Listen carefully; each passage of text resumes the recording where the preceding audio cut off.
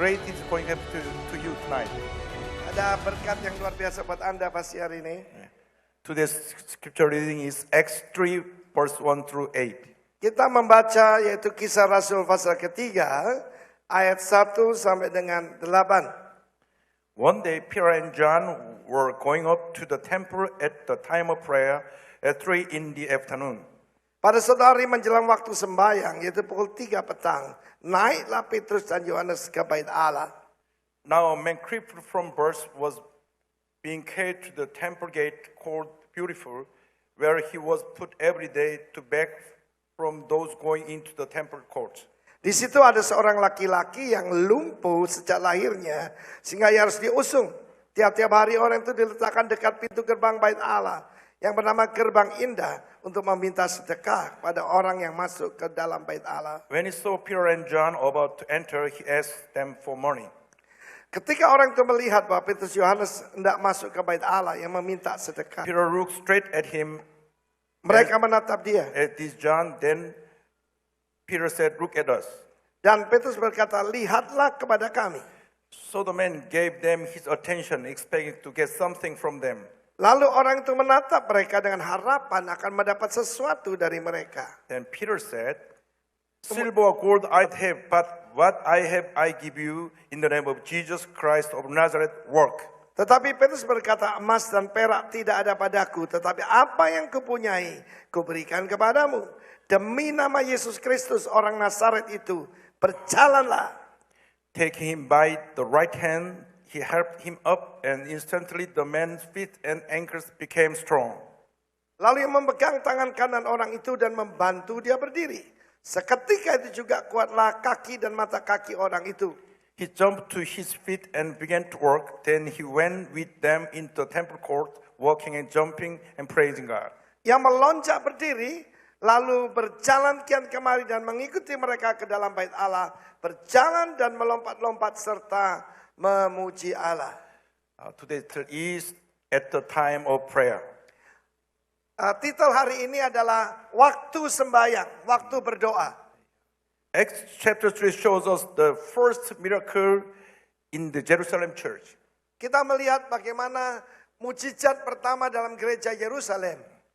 Apostle Peter heals the crippled beggar. Dan bagaimana Rasul Petrus membangkitkan seorang pengemis yang lumpuh. Tonight I want to point 3 important things. Ada 3 hal penting yang saya ingin bagikan pada Anda malam hari ini. Number 1, we must have church-centered faith. Yang pertama-tama, kita harus punya iman yang berpusat pada gereja. It says, one day Peter and John were going up to the temple. Dikatakan satu hari Petrus dan Yohanes pergi ke bait Allah. The first miracle happened, they were going up to the temple. Mujizat yang pertama ini terjadi ketika mereka pergi ke bait Allah. Something good is going to happen to us when we are going to church. Sesuatu yang baik akan terjadi pada kita ketika kita pergi ke gereja. We must remember that church is the center of salvation. Kita harus tahu bahwa gereja adalah pusat dari keselamatan. The church is the center of revival. Gereja itu pusat daripada kebangunan rohani. Church is the center of world mission. Gereja adalah pusat daripada misi dunia. The church is the center of the spiritual blessing. Dan gereja itu pusat daripada berkat-berkat rohani. The church is the center of worship. Gereja itu pusat penyembahan. On the second coming of Jesus Christ, God used the church as an ark of salvation. Sampai kedatangan Tuhan Yesus, maka bahtera keselamatan itu Tuhan pakai gereja sebagai bahtera God keselamatan. used the church as a mighty tool of the world evangelism. Tuhan memakai gereja sebagai alat yang luar biasa untuk penginjilan dunia. The important thing is, Christ is the head of the church. Yang paling penting, Kristus adalah kepala dari gereja. Christ is the head of the church. Kristus adalah kepala gereja. Ephesians 1:22 says, Dalam Efesus 1 ayat 22 and dikatakan, God placed all things under his feet and appointed him to be head over everything for the church. Dan Allah telah meletakkan segala sesuatu di bawah kakinya dan telah menetapkan dia sebagai kepala atas segala sesuatu dari gereja. Ephesians 4:15 says, instead speaking the truth in love, we will in all things grow up into him who is the head, that is Christ. Dan juga Efesus 4 ayat 15 mengatakan kebenaran di dalam kasih, kita dalam segala hal akan bertumbuh ke arah dia yang adalah kepala. Dan dia itu adalah Kristus. Jesus Christ is the head of the church. Yesus Kristus adalah kepala gereja. Jesus alone is the head of the church. Yesus adalah satu-satunya kepala dari gereja. He's the real founder of the church. Dia adalah pendiri gereja yang sejati. He's the real owner of the church. Dia adalah pemilik gereja sebenarnya. Do not confuse about this matter. Jangan bingung tentang hal ini ya. Also, church is the body of Christ. Tentu saja gereja adalah tubuh Kristus. Ephesians 1:23 says, Efesus 1:23 berkata, which is his body, the fullness of him who fills everything in every way. yang adalah tubuhnya, kepenuhan dari dia yang memenuhi segala sesuatu dan segala hal. We are the body of Christ. Kita adalah tubuh Kristus. All of us are servants of the Lord. Kita adalah hamba-hamba Tuhan tentu saja. We were created to worship the Lord. Kita diciptakan untuk menyembah Tuhan. The Lord should be only one who received glory. Hanya Tuhan yang layak menerima segala kemuliaan. We must give all the credit to the Lord. Kita harus berikan segala kemuliaan pujian hanya pada Tuhan. Do not steal the glory of the Lord. Malam hari ini kemuliaan Tuhan akan nyatakan. We must give all our effort to glorify the Lord. Kita harus menggunakan segala daya dan kekuatan untuk memuliakan Tuhan. Therefore, we must humble before the Lord. Karena itu kita harus merendahkan diri di hadapan Tuhan. Amin. We must be humble before the Lord. Kita harus merendahkan diri di hadapan Tuhan. We must be humble before the Lord. Kita harus tetap merendahkan diri di hadapan Tuhan. Jesus Christ is the head of the church. Yesus Kristus adalah kepala gereja. Hallelujah. Haleluya. Number two, we must have faith and the faith. Kita harus punya iman yang berpusat kepada doa. It says, one day Peter and John were going up to the temple at the time of prayer at 3 in the afternoon. Amsal 3 ayat pertama dikatakan suatu hari Petrus dan Yohanes naik ke bait Allah di dalam waktu doa, waktu sembahyang jam 3 petang. The first miracle was happened at the time of prayer. Mujizat pertama terjadi pada saat doa. In order to receive the great blessing from the Lord, we must pray.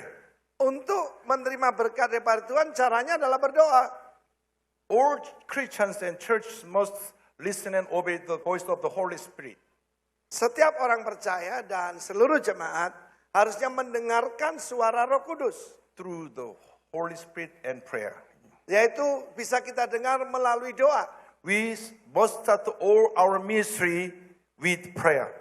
Segala sesuatu pelayanan harus dimulai dengan doa. We cannot do anything without prayer. Kita nggak bisa apa-apa tanpa doa. When we pray, God will pour out His grace on us. Kalau kita berdoa, Tuhan akan mencurahkan kasih karunia-Nya atas kita. When we pray, God will make everything work together beautifully. Ketika kita berdoa, maka Tuhan akan mengatur semuanya dengan begitu indah. Don't forget that prayer is the key to the revival. Jangan pernah lupa bahwa doa adalah kunci kepada kebangunan rohani. Not neglect to pray in your ministry. Jangan mengabaikan doa dalam pelayananmu. Prayer is the key to the revival. Maka doa adalah kunci kepada kebangunan rohani. Many people came to me and asked the secret of the church growth. Nah, banyak orang datang pada saya tanya, apa sih Pak rahasia pertumbuhan gereja? Many people talk about powerful message, the ministry of the Holy Spirit, some other things. Banyak orang berbicara tentang karunia Roh Kudus dan sebagainya. Because of all these important matters, we must pray before the Lord. Meskipun semua ini baik dan benar, tapi kita yang penting itu doa di hadapan Tuhan. Prayer is very important for the church ministry. Doa itu sangat penting bagi pelayanan gereja. Many people know the importance of prayer. Kita harus mengerti pentingnya doa. The problem is they do not pray. Masalahnya banyak orang tidak berdoa. So we must pray before the Lord. Kita harus berdoa di hadapan Tuhan. We must devote ourselves in prayer. Kita harus mendedikasikan diri kita di dalam doa. Remember, the prophet Samuel said, for the Nabi Samuel Samuel 12:23, 1 Samuel 12 ayat 23 berkata, as for me, far be it from me that I should sin against the Lord by failing to pray for you, and I will teach you the way that is good and right. bagi diriku, jauhlah diriku daripada mengabaikan dengan berdoa, dengan mengabaikan tidak doa bagimu. Dan aku akan mengajarkan kepadamu jalan yang benar dan jalan yang baik. As the spiritual leader of Israel, Samuel declared that he would not sin against the Lord by failing to pray for the Israelites. Sebagai pemimpin rohani bangsa Israel, maka Nabi Samuel berkata, aku tidak akan berdosa dengan mengabaikan doa bagimu. Prayer brings us revival. Sebab doa membawa kebangunan rohani. Prayer brings us miracles. Mujizat-mujizat juga terjadi melalui doa. When we pray, we will have the great revival in our churches. Ketika kita berdoa, maka kebangunan rohani terjadi di gereja kita. I just came from Cote d'Ivoire, West Africa last Saturday. Saya baru datang dari Cote d'Ivoire di Afrika Selatan Jumat yang lalu. More than 50,000 pastor church leaders gather together every day. Di conference itu 50.000 pendeta kumpul bersama-sama. There is a great revival in Cote d'Ivoire. Ada suatu kebangunan rohani melalui doa di Cote d'Ivoire. I found out the secret. Saya menemukan rahasianya. They are praying, Mereka berdoa. praying. Berdoa. 2 years ago, it was hard to lead a prayer meeting. Sangat susah untuk mengadakan pertemuan doa. This time, everybody is praying. Sekarang ini semua orang berdoa. Before the service, after the service. Sebelum kebaktian, sesudah kebaktian. Pray all together Berdoa bersama-sama. for 30 minutes, Selama setengah jam. for 1 hour. 1 jam. That is why there is a great revival in Cote Karena itu d'Ivoire. terjadi kebangunan rohani yang besar di Afrika Selatan. There are 1.2 million Assembly God members in Cote d'Ivoire. Ada anggotanya itu 1,2 juta. The second largest group after Catholic. Dan saudara lihat di situ mereka jumlahnya terbesar kedua setelah Katolik. Because of the prayer, Sebab karena doa. the church is growing. Gereja bertumbuh Because of prayer, karena doa. all churches are growing in Cote d'Ivoire. Semua gereja tumbuh di Cote d'Ivoire. Hallelujah! Haleluya. When all the churches in Indonesia pray, all Indonesian churches will have great revival. Ketika gereja Indonesia berdoa, semua gereja di Indonesia mengalami kebangunan rohani. Hallelujah! You must pray for the revival. Kita berdoa untuk kebangunan rohani. You must pray for saving souls. Kita berdoa untuk keselamatan jiwa-jiwa. Then God will give you the great revival. Dan kita akan mengalami kebangunan rohani yang besar. Number one, we must have this church-centered faith. Pertama harus punya iman yang berpusat pada gereja. Number two, we must have a prayer-centered faith.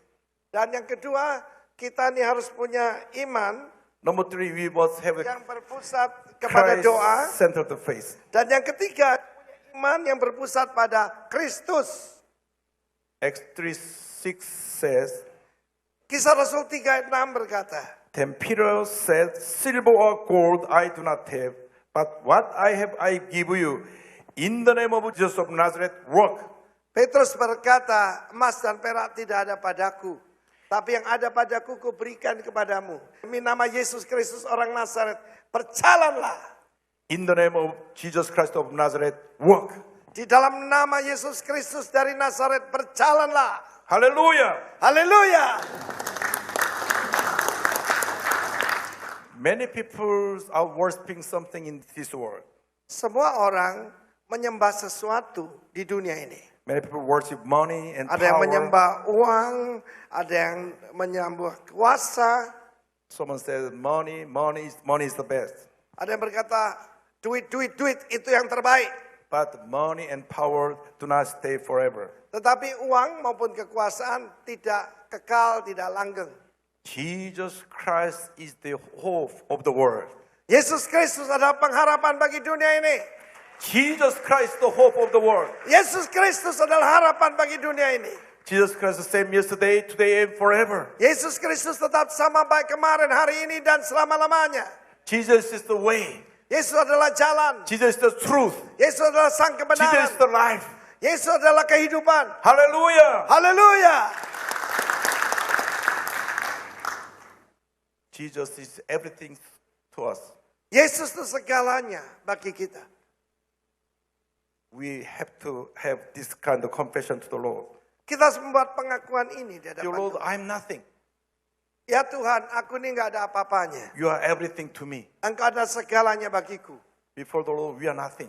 Di hadapan Tuhan kita ini nggak ada apa-apanya. Jesus Christ, everything to Tapi us. Yesus Kristus adalah segala sesuatunya Haleluya. bagi kita. Haleluya. Praise the name of the Lord. Puji nama Tuhan.